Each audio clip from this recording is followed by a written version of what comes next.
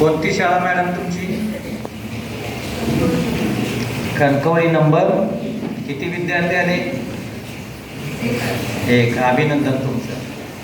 बाकीचे 5वीचे वर्ग असणारे किती मुख्याध्यापक आहेत? हात वरती करा. ठीक आहे.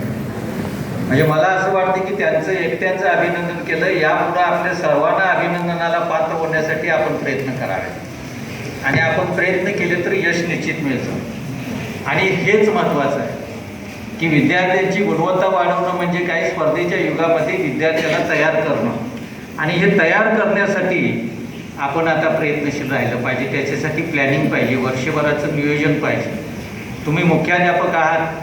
मुख्याध्यापकांना आपलं आता डॉक्टर APJ कलाम आपली प्रज्ञाशोध परीक्षा आपण घेतो 4थी आणि 7वीला. त्याच्यामध्ये सुद्धा आपण सहभाग नोंदवला पाहिजे. नुसता सहभाग नोंदवून चालणार नाही तर त्याच्यासाठी झोकून देऊन काम केलं पाहिजे. आणि हे 4थी 7वीचे विद्यार्थी 5वी आणि 8वीला शिष्यवृत्तीधारक चांगल्या प्रकारे बनवू शकतात जर या वर्गामध्ये तुम्ही चांगल्या प्रकारे मार्गदर्शन केलं तर.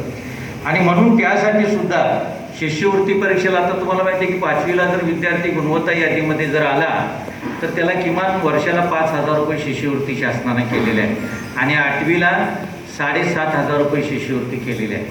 NMMSला सुद्धा 8वीला तुम्ही जर गेला तर त्याला चांगल्या प्रकारची शिष्यवृत्ती आहे. जवळपास 12,000 रुपये पर इयर शिष्यवृत्ती आपण प्रत्येक वर्षी देतो. कुडाळ साहेब बरोबर आहे का? म्हणजे 4 वर्ष 48,000 रुपये आपण आर्थिकदृष्ट्या दुर्बल विद्यार्थी त्याच्यासाठी देऊ शकतो. आणि याचं सगळे फाउंडेशन हे आपलं प्राथमिक शाळा आहे. म्हणजे प्राथमिक शाळेमध्ये पहिलीपासून जर आपण चांगल्या प्रकारचा त्याचा जर पाया केला, बेसिक जर चांगल्या प्रकारे करून घेतलं तर हे विद्यार्थी गुणवत्ता यादीमध्ये चमकू शकतात. म्हणून त्याच्यासाठी आपण नियोजन करायचं आहे. आणि माझं स्पष्ट मत आहे ज्या शाळेमध्ये स्पर्धा परीक्षेसाठी चांगल्या प्रकारचं नियोजन आहे, जिथं स्पर्धा परीक्षेमध्ये विद्यार्थी चमकत आहेत त्या शाळेची पटसंख्या वाढते आहे, किमान स्थिर तरी आहे. पण जिथं आपल्याकडं 5वीचे वर्ग आहेत, 4थी 7वीचे वर्ग आहेत, तिथं सुद्धा APJ अब्दुल कलाम हे आपण शिष्य प्रज्ञाशोध परीक्षा घेतो. तिथं सुद्धा आपण एक चांगल्या प्रकारचं नियोजन या शैक्षणिक वर्षापासून तुम्ही करावं.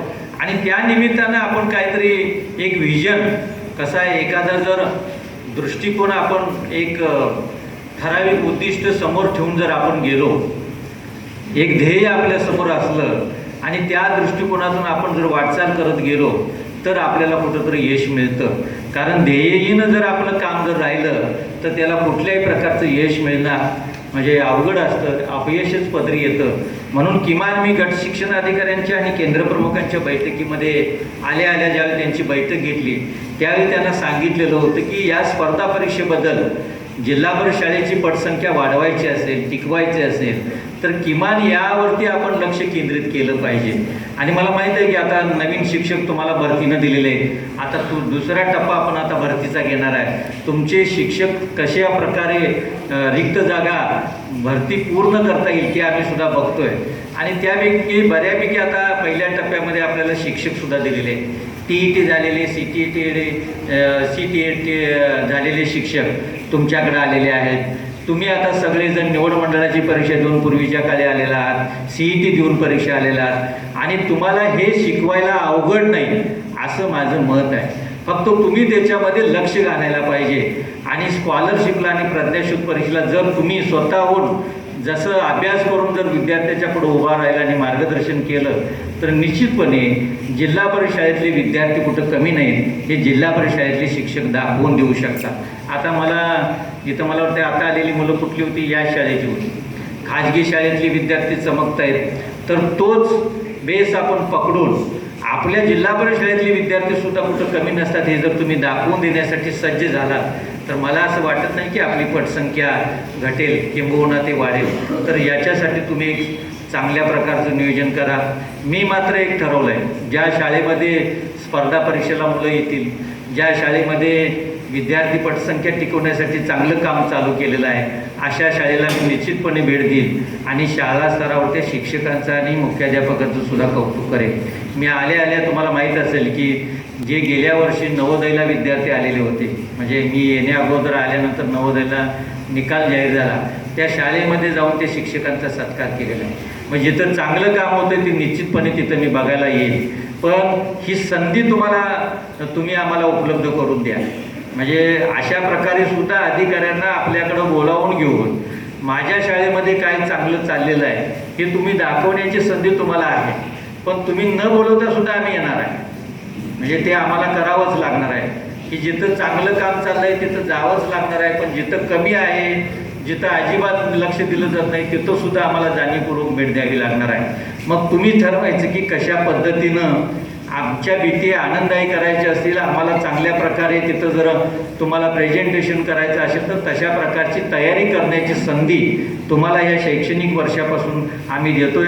त्या पद्धतीनं करा. आता गवळसाहेबांनी सांगितलं की आमच्याकडे केंद्रप्रमुख पदं कमी आहेत, आता आम्ही प्रमोशन घेतोय. आता आपले विस्तार अधिकारीसुद्धा प्रमोशन जी बरेच दिवस थांबलेली होती ते सुद्धा आपण विस्तार अधिकाऱ्याचे देखील प्रमोशन घेतोय.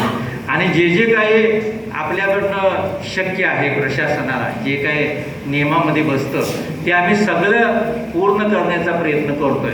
आणि आपलं आता इथून पुढं विजन जे असेल तर आपले गुणवत्ता कशी वाढेल याच्यावरती. जर गुणवत्ता वाढली तरच आपण या स्पर्धेच्या युगामध्ये टिकणार आहे. आपल्याला एकमेव तारणार कुठली गोष्ट असेल तर विद्यार्थी गुणवत्ता.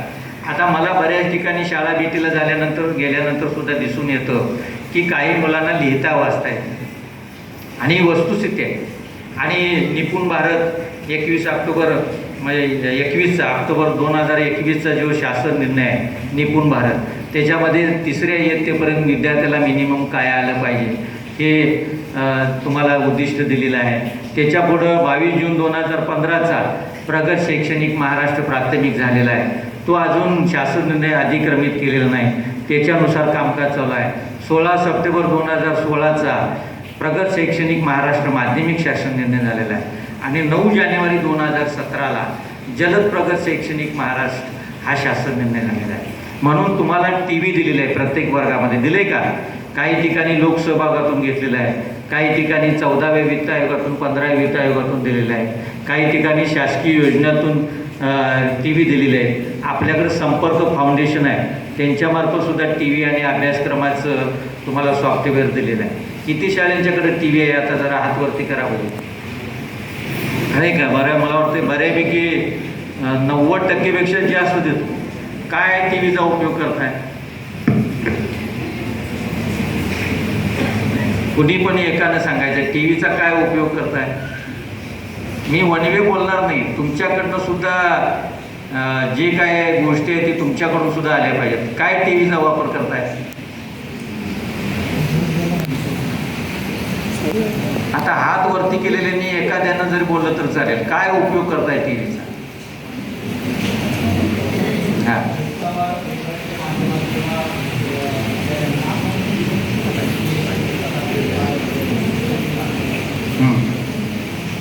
तुम्ही मॅडम सांगा.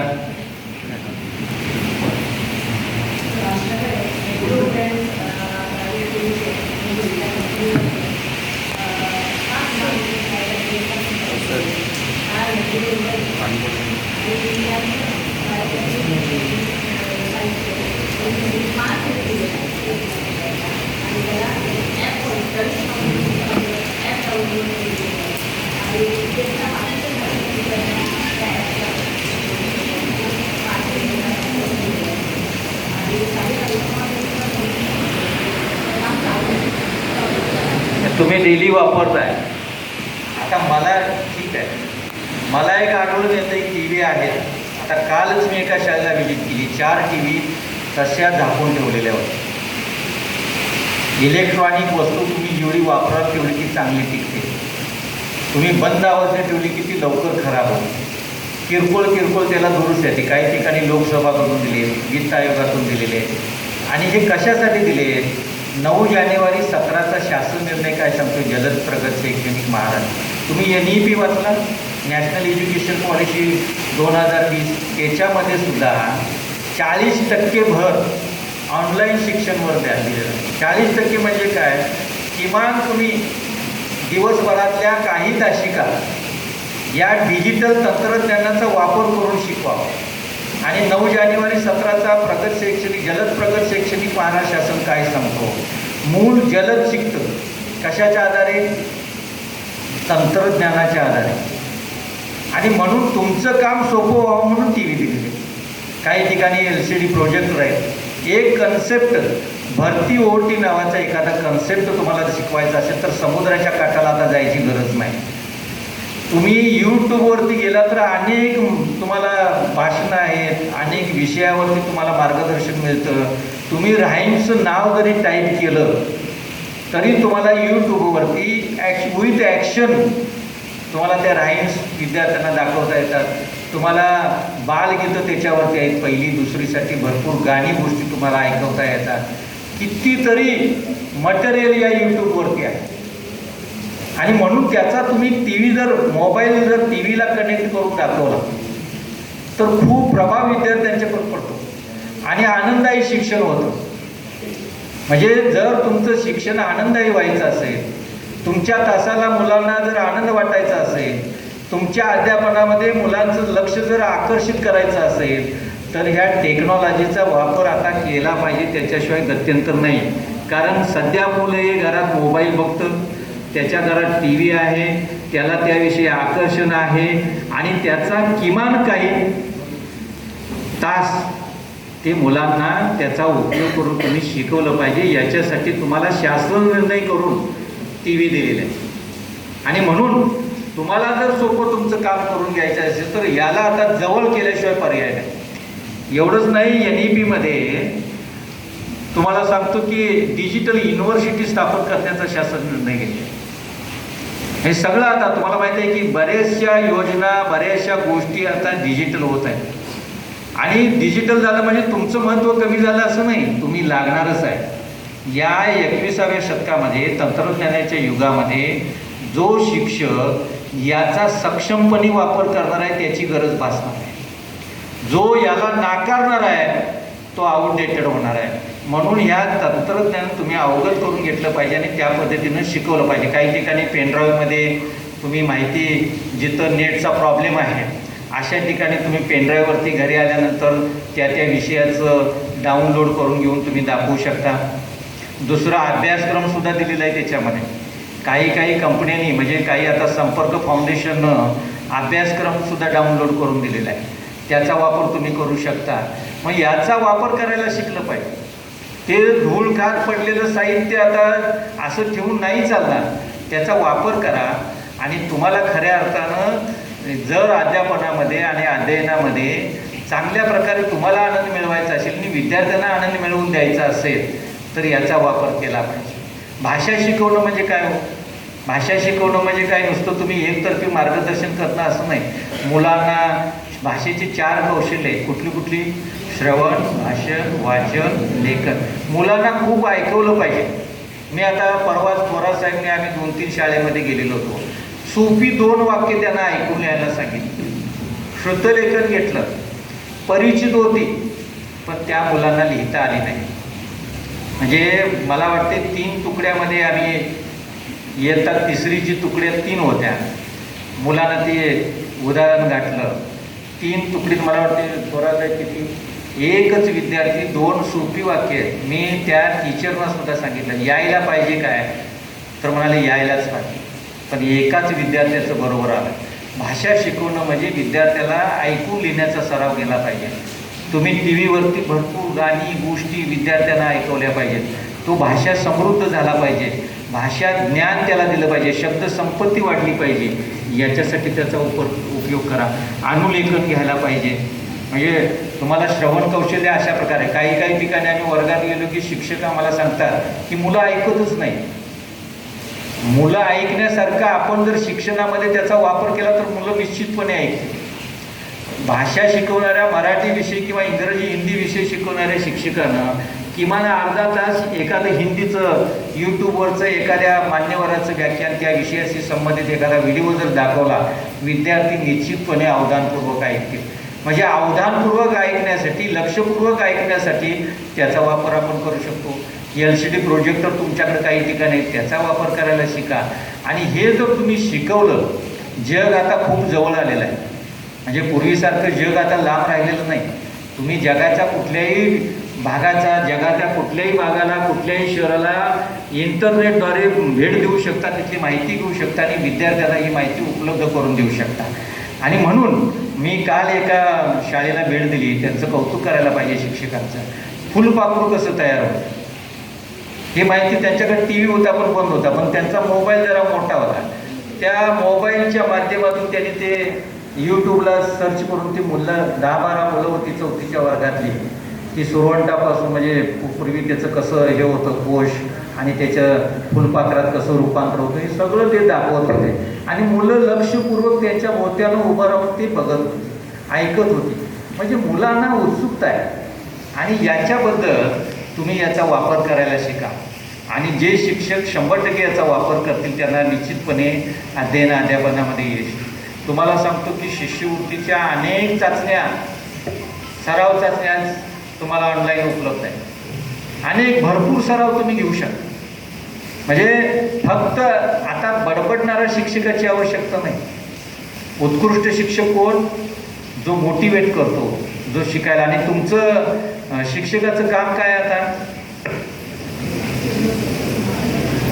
किती जणांचं मत आहे की मी शिकवायला जातो? असं कोणाचं मत आहे की आम्ही शिकवायला जातो? तुमचं काम काय आता? फॅसिलिटेटर म्हणजे काय मराठीत? सुलभ म्हणजे आणि सोप्या पद्धतीनं सांगा मला. मार्गदर्शक. शिक्षकाला शिकायला प्रवृत्त करणं हा तुमचा महत्त्वाचा आता जॉब आहे. त्याच्यासाठी रचनावाद आला, ज्ञानरचनावाद आला. मुलं शिकतायत, फक्त त्या मुलांना शिकण्यासाठी प्रेरित करणं आणि योग्य ठिकाणी मार्गदर्शन करणं, फॅसिलिटेटरची म्हणून तुमची भूमिका आहे. हे तुम्ही आता समजून घ्या. आणि तुम्हाला ते करायचं असेल, आता आपल्याकडं भाषा पेटी आहे, गणित पेटी आहे, केंद्रप्रमुख इथं बसलेले आहेत. तुम्हाला इंग्रजी पेटी दिलेली आहे. किती शाळेमध्ये आणि विविध प्रकारचं साहित्य तुम्हाला शासनानं दिलेलं आहे. त्या पेट्या एकदा उघडा, त्या पेटीतलं साहित्य घेऊन मुलांच्या हातात द्या, मुलं खराब करू देत. आनंदाई शनिवार आपण आता उपक्रम चालू करतोय. आनंदाई शनिवार आलं ना तुमच्याकडे परिपत्रक? केंद्रप्रमुखांनी याच्याबद्दल नियोजन करा. एक शनिवार मुलांनी गोष्टी ऐकणं, कविता म्हणणं, गाणी म्हणणं. आपल्या कोकणच्या भूमीला साहित्यिकांचा वारसा आहे.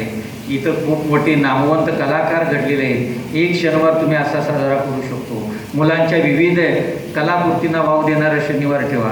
अवांतर वाचनासाठी एखादा शनिवार ठेवा. तुमच्याकडे वाचनालयाला पुस्तकं दिलीत का नाही? ती सगळी कपाट बंद आहे. ती पुस्तकं बाहेर काढा. तरंग वाचनालय करा. वर्गामध्ये ती पुस्तकं अडकवून ठेवा. तरंग वाचनालय तुम्हाला माहिती आहे ना, मुलांना घ्यावं, वेळ मिळेल तेव्हा वाचावं, पूर्ण तिथं ठेवावं. चांगला उत्कृष्ट वाचक विद्यार्थी वर्षातून एकदा एक विद्यार्थिनी निवडा. त्याचं अभिनंदन त्याला पत्र देऊन, एखादं काहीतरी गिफ्ट देऊन मुलं वाचायला लागतील. आणि म्हणून असे उत्कृष्ट वाचक तुम्ही जर तयार केलं तर मुलं वाचायला शिकतील, भाषा ज्ञान त्यांचं वाढेल, शब्दसंपत्ती वाढेल. शिकवणं म्हणजे वेगळं नाही. शिकवणं म्हणजे या कृतीला वाव देणं आणि त्या कृतीला वाव देण्यासाठी तुम्ही अशा प्रकारचं नियोजन करा. जे पीटी बंद साहित्य आहे ते बाहेर काढा. आता उद्यापासून गेल्यानंतर ही विजन तयार करा. तुमच्याकडे ज्या ज्या पेट्या दिलेल्या आहेत त्या पेट्या वर्गनिहाय जे जे साहित्य उपयोगाचं आहे ते त्या शिक्षकांच्याकडे द्यायचं. वाटून घ्या. पेटीतलं साहित्य काढा, ती पेटीत ठेवू नका. गणिताचं साहित्य गणिताच्या पेटीतलं त्या इयत्तेनुसार द्या. भाषेचं साहित्य त्या इयत्तेनुसार त्या शिक्षकांच्या ताब्यात द्या. ते शिक्षक वापरतील, मुलांना वापरायला हातामध्ये येतील. मुलांना खूप आनंद वाटतो साहित्याच्या माध्यमातून शिकायला. ते करा तुम्ही. आणि ते झाल्यानंतर मी जे सांगतो ते टीव्हीचा वापर जे आहे ते त्याचा प्रभावी वापर करा. आणि मग तुम्ही महिन्या 2 महिन्यानंतर त्याचा फीडबॅक घ्या. बघा, तुम्हाला केंद्रप्रमुखांना सुद्धा माझं हेच सांगणं आहे की तुम्ही महिन्या 2 महिने अशा जिथं वापर केला जातो निश्चितपणे तिथं गुणात्मक बदल, विद्यार्थ्याच्या गुणवत्तेमध्ये बदल दिसू. आणि यासाठी तुम्ही आता काम करायचं. म्हणजे हे साहित्य पडून राहू नये, पुस्तकं अवांतर वाचण्यात कपाटात राहू नयेत. आणि मला आता मी ज्या वेळी भेटी देणार त्यावेळी मला हे दिसून आलं पाहिजे. अशा प्रकारचं तुम्ही नियोजन करा. शिष्यवृत्ती प्रज्ञाशोध परीक्षा असतील, आपण डॉक्टर APJ अब्दुल कलाम आणि त्या बाबतीत आणि शिष्यवृत्ती परीक्षेच्या बाबतीमध्ये सुद्धा तुमचं केंद्रनिहाय जे मला आता काल एक केंद्रप्रमुख आलेले होते आणि ऑफिसमध्ये मला आग्रह धरत होते की तुम्ही आमच्या केंद्रामध्ये मी असं नियोजन केले, खूप चांगलं नियोजन केले. काही ठिकाणी आता नवीन भरतीमध्ये आलेले आणि नवीन भरतीमध्ये आलेले चांगले असं नाही, ते चांगलेच आहे, पण आपले जुने शिक्षकसुद्धा अनुभवी ते सुद्धा खूप चांगलं मार्गदर्शन या स्पर्धा परीक्षेमध्ये करतात. त्या जुन्या आणि नव्यांचा ताळमेळ घालून तुमच्या केंद्रामध्ये केंद्रप्रमुखांनी असं नियोजन करावं. ज्या शिक्षकाकडे बेस्ट नॉलेज आहे, ज्या शिक्षकाला चांगलं त्या विषयाचं ज्ञान आहे, असा शिक्षक तुम्ही केंद्रामध्ये मार्गदर्शनासाठी वापरा आणि एकमेकाचे टीम वर्क करून आपली मुलं शिष्यवृत्तीला जिल्हा परिषदेची कशी वाढतील याच्यासाठी तुम्ही नियोजन करा. निश्चितपणे तुम्ही जर याच्यामध्ये सहभाग नोंदवला आणि झोकून देऊन काम करायला पाहिजे.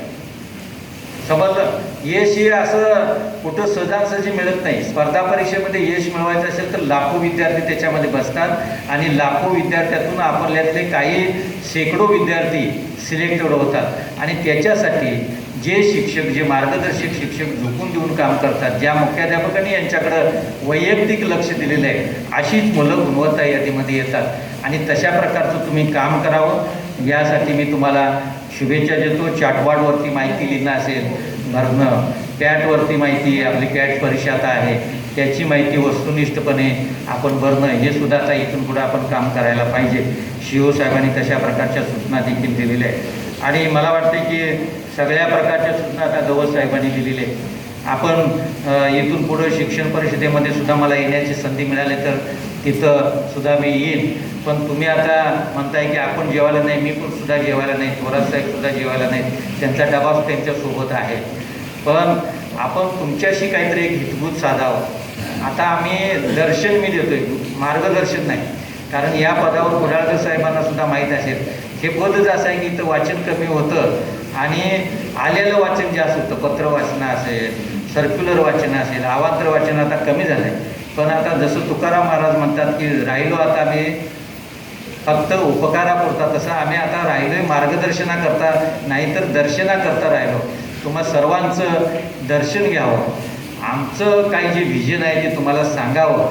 ज्या हेतून मी तुम्हाला इथं एक काही छोट्या गोष्टी सांगायला आलेलो होतो. मी काय खूप मोठं भाषण आता देणार नाही, कारण उपाशीपोटी ब्रह्मज्ञान चालत नाही, तत्त्वज्ञान चालत नाही, हे मला माहीत आहे. तुम्ही आता खूप चांगल्या प्रकारे तुम्ही डबे आणले असतील तर जेवून घ्या आणि तुम्हाला या नवीन शैक्षणिक वर्ष आता नुकतंच चालू होऊन 15-3 आठवडे झालेलं आहे, त्यासाठी खूप खूप शुभेच्छा देतो. आणि मुख्याध्यापक हा शाळेचा कणा आहे. मग ते 2 शिक्षक असू दे त्याच्या शाळेत किंवा 5 असू देत किंवा 10 असू देत, जसा मुख्याध्यापक तशी शाळा असते. काही शाळा मुख्याध्यापकाच्या नावानं अजून देखील ओळखल्या जातात महाराष्ट्रभर, जसे वाबळेवाडीची शाळा असेल किंवा इतर शाळा असतील, अशा शाळा त्या शिक्षकांच्या आणि मुख्याध्यापकांच्या नावानं ओळखल्या जातात.